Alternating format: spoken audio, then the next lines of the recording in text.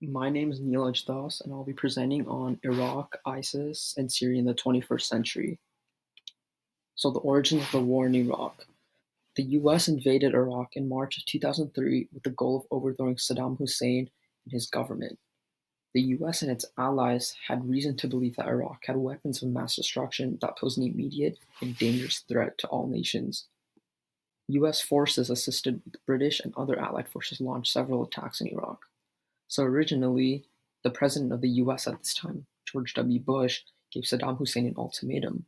He told him that he had 48 hours to leave Iraq before he would take military action. Hussein didn't follow this ultimatum, and that's why the US originally invaded. Saddam Hussein was eventually captured and executed in Iraq in 2006, as you can see here.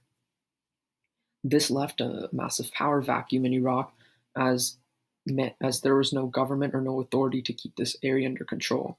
This is what largely escalated the violence and resulted in a full-fledged war.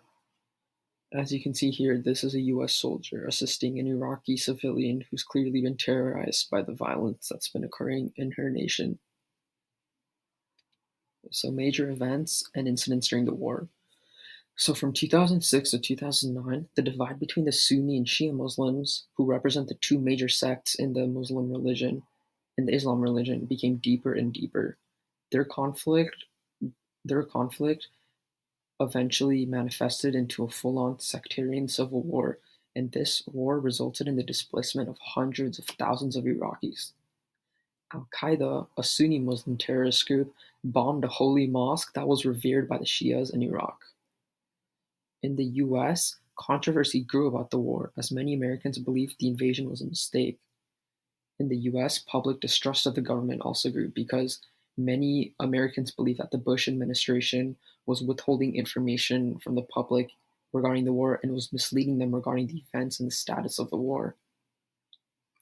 As you can see from this graphic, the Americans who believed that the decision to use military force in Iraq, as represented in red, increased over time, whereas the number of Americans who believe using military force in Iraq was a right decision, represented in green, decreased.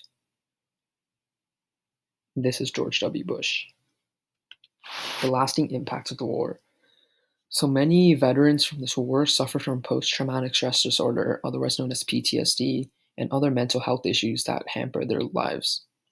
Many of the veterans from the war required long-term treatment and disability benefits related to the conflicts. The invasion into Iraq changed the view of Americans on foreign policy and paved the way for Democrats in 2008 because, as discussed previously, the public grew more and more distrustful of Bush and his administration, and Bush was a Republican. So this distrust and this intolerance of Bush and believing that he made the wrong decision is what eventually led the path to a change in political parties in America 2008, and that is how Democrat Barack Obama came into office. The origins of ISIS. So ISIS is a terrorist group that started in Iraq around 2006. They originally started as ISI, otherwise known as the Islamic State in Iraq. They were the Sunni Muslims that bombed the sacred Shia mosque in 2006, as mentioned previously. They eventually broke away from Al-Qaeda and became more powerful and independent. They eventually rebranded themselves as ISIS, the Islamic State in Iraq and Syria. They took great advantage of the lack of power in Iraq in 2011 and grew from there. They follow strict fundamentalist Islamist Sharia law, and as time went on, they became more and more the center of discussion for global news media outlets. And these are just some pictures of ISIS soldiers. The growth of ISIS in the 2010s.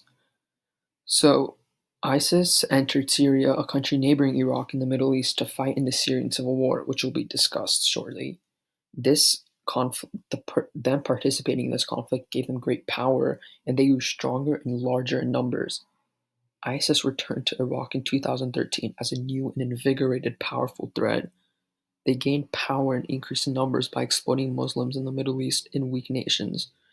They set up comprehensive networking systems across several different countries in the world in order to recruit more members for their cause. And this is a picture of the ISIS flag, and these are just some more soldiers. The role of ISIS in the Syrian civil war. So in 2013, the leader of al-Qaeda in Iraq, Abu Bakr al-Baghdadi, combined his forces in Syria and in Iraq and formed ISIS. ISIS took control of great areas in Syria, and they also took control of a portion of the Euphrates Valley in Syria, and they soon controlled a lot of land on the Syrian-Iraqi border. They also began fighting with the Nusra Front, another terrorist organization that was actually fighting the government and Assad regime in Syria in the civil war. ISIS soon became targeted by the US and other Arab states, and the US soon launched various airstrikes on ISIS. The origins of the Syrian civil war. So Bashar al-Assad, this man over here, was a leader of Syria in 2011 when pro-democracy movements first erupted throughout the country. Citizens grew intolerant of the harsh and brutal authoritarian regime in place by the Assad family in Syria for decades, because Bashar al-Assad's father was originally the leader of Syria before him. Citizens were stripped of many fundamental human rights, and whenever anyone protested the government, he or she would always find themselves at the cusp of military and police action. Another reason for the protests was that many Syrians suffered economic hardships and many of them had poor quality of life. A drought from 2006 to 2010 in Syria wiped out a large portion of the agriculture industry, and it destroyed life for many families, and it completely wiped out their livelihoods. Life was always unstable for Syrians. And this is what all led to the growing unrest and intolerance of Bashar al-Assad, and this is what led to the conflict. The escalation of the war. So Assad Assad attempted to shut down the protesters in the beginning, but soon anti-government militias began sprouting up and a full-on civil war broke out.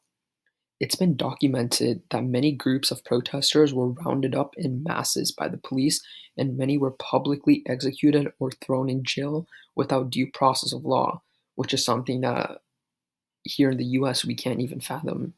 In many cases, even children were killed on the streets by government forces. It's evident how the basic human rights of Syrians was consistently being violated. Soon, ISIS joined the conflict as they began claiming large territories in Syria and commanding the border between Iraq and Syria, as mentioned previously. The conflict soon enough began capturing global attention as Syrians by the thousands were being displaced. And originally, not much information about this war was being spread to other nations because, as said before, Syria has an authoritative government, and they largely censor the information that leaves the country. These are some pictures of the pro-democracy movements, as you can see here. These are citizens demanding freedom and democracy from Assad. Global reactions to the Syrian civil war. So as information from Syria continued to leak and the world learned more and more about the war and the human rights violations occurring in this place, nations took action. The US sent out multiple airstrikes to Syria. The US, the UK, and several other countries allied with the and anti-government forces and the rebels, while Russia and other nations allied with their longtime ally Syria and Assad. The US has even supplied limited military supplies to some of the rebels in Syria in their fight against Assad. Arab countries like Saudi Arabia and Turkey were critics of Assad, and they also supported the rebels, while Iran supported Assad.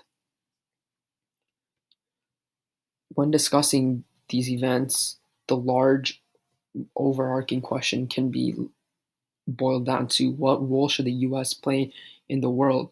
But we can also ask, how did these wars and conflicts in the Middle East show the attitude of the US towards terrorism in the world?